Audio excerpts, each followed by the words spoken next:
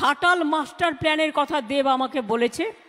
আমি ইতিমধ্যেই আলোচনা করে নিয়েছি আমার চিফ সেক্রেটারি এবং প্রভাত মিশ্র আমাদের ইরিগেশন সেক্রেটারির সাথে।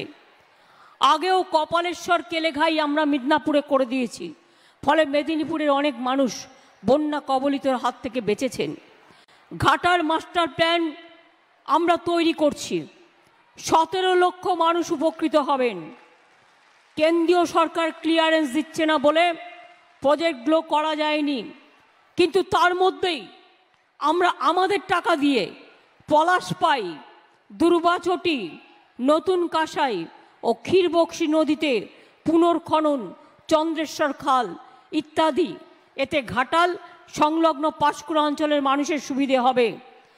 আর ঘাটাল মাস্টার প্ল্যান আরও যে 1250 কোটি টাকা লাগবে, আমি অলরেডি ইতিমধ্যেই বলেছি, এগুলো ফেস বাই ফেস করতে হয়, 3-4 বছর টাইম লাগে।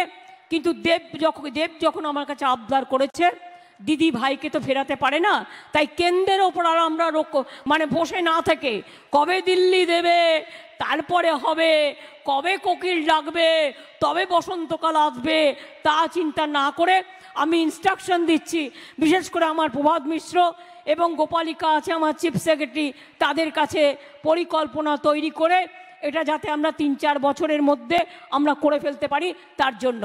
দেব, now you are the champion of the Ghataal master plan.